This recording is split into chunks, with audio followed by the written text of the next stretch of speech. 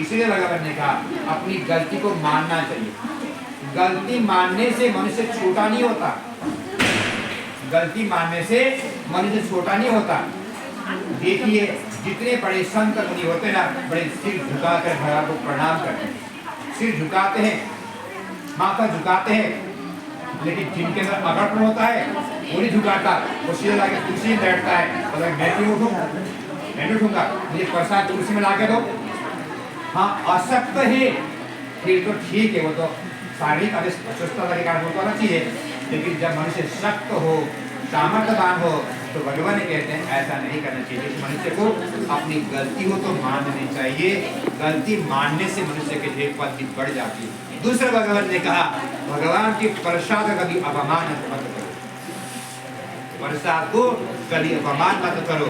भगवान कहते हैं ये शिक्षा प्रदान किया है। तो अगले दिन राजा फिर जंगल में बच्चों के समसा में पूजा करने गए। एक राजा जंगल में पशुओं को चराने जाते थे ना, ऐसे बच्चों के साथ जाके पूजा कर रहा है राजा।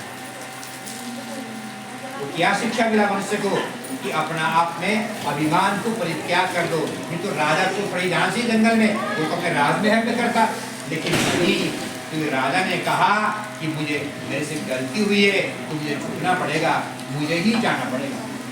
मैं चाहे देश का राजा क्यों ना हूँ, लेकिन मुझे ही जाना पड़ेगा।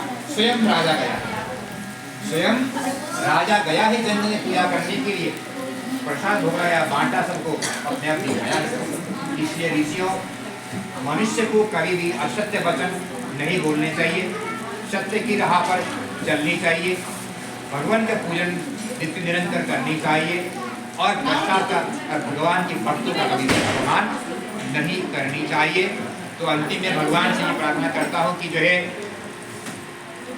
आज हमारे जो है राजेश की धर्मपत्नी ने बड़ा दिव्य अपना जो है भगवान के निवास इत्यादि के लिए एक निवास का स्थान बनाया है, जिसको भगवान निवास भी कहा जाए। तो भगवान